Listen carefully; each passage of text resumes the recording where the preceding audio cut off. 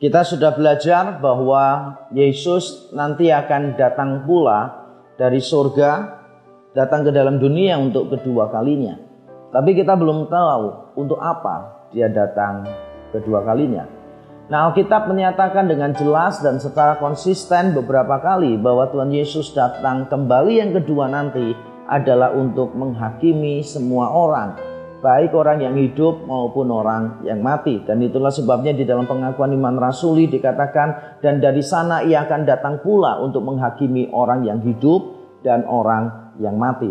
Dan ini sesuai dengan ucapan Yesus di dalam Yohanes pasal yang kelima ketika dia mengatakan bahwa Bapa telah menyerahkan penghakiman ke dalam tangan anak. Lalu di dalam khotbah Petrus di depan Kornelius dan seluruh keluarganya yang dicatat di dalam Kisah Rasul pasal yang ke-10, Petrus juga mengatakan bahwa Mesias yang bangkit, yang mati dan bangkit itu telah ditentukan Allah untuk menjadi hakim atas segala sesuatu. Paulus juga di dalam 2 Timotius pasal yang keempat, ayat yang pertama dia mengatakan bahwa Kristus adalah hakim. Dia akan menghakimi orang yang hidup dan orang yang mati. Jadi jelas Yesus datang kembali yang kedua nanti, dia akan menjadi hakim. Nah, berkaitan dengan poin ini, kita juga perlu untuk memberikan beberapa catatan supaya tidak terjadi kesalahpahaman. Yang pertama adalah kedatangannya yang kedua kali untuk menghakimi bukan untuk menentukan keselamatan seseorang.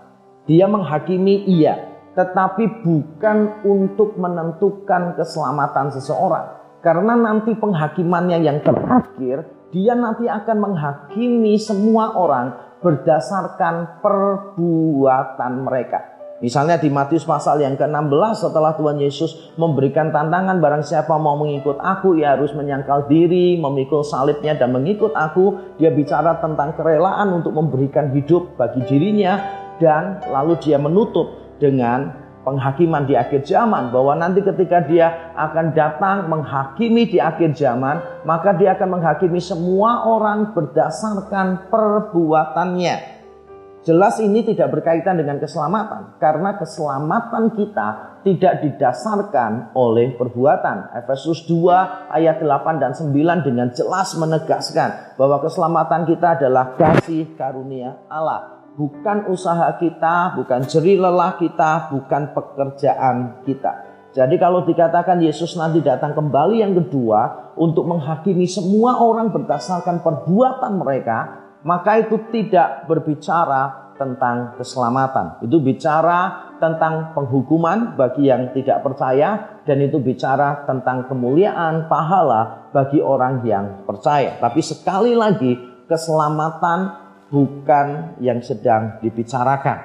Bicara tentang hal-hal di luar keselamatan. Dan kita juga tahu bersama di dalam ajaran Alkitab yang lain, bahwa ketika orang meninggal dunia, mati, maka orang itu langsung ke surga atau langsung ke neraka. Kita ingat penyamun di sebelah kanan Yesus. Yesus katakan, hari ini juga engkau akan ada bersama dengan aku di Firdaus. Firdaus adalah ungkapan untuk surga. Jadi hari ini juga, bukan nanti. Yesus tidak mengatakan bahwa orang itu nanti akan bersama dengan Yesus di Firdaus. Menarik sekali. Karena pada saat itu penyamun itu berkata, ya Yesus, ingatlah aku apabila engkau datang kembali yang kedua sebagai raja. Bicaranya tentang nanti. Tapi Yesus berkata, hari ini juga engkau bersama aku di Firdaus. Jadi semua orang, keselamatan atau kebinasaan orang sudah pasti sejak orang itu meninggal dunia.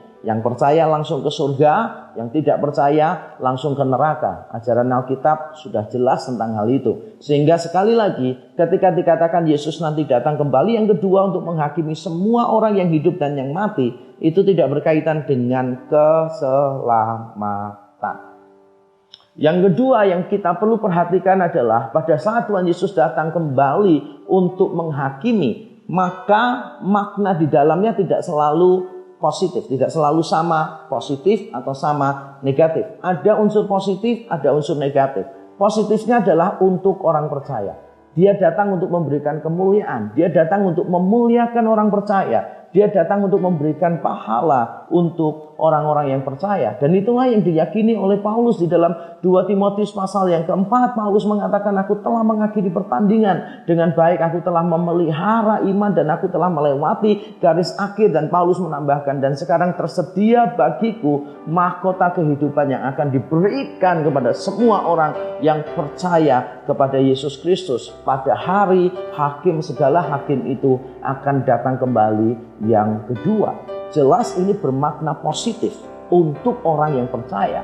Tapi kedatangan Yesus yang kedua kali juga bermakna negatif untuk yang tidak percaya. Di dalam Wahyu pasal yang pertama ayat yang ke-7 dikatakan bahwa nanti ketika Tuhan Yesus datang kembali yang kedua di dalam kemuliaannya, maka semua orang akan menatap dia, termasuk adalah orang-orang yang berbuat jahat terhadap dia, yang menentang dia, yang terus-menerus tidak percaya kepada dia, yang menikam dia. Maka dikatakan akan terjadi ratapan yang besar bagi orang-orang tersebut. Karena ketika Yesus datang kembali yang kedua, Yesus tidak memberi mereka kemuliaan, tetapi memberi mereka hukuman yang setimpal.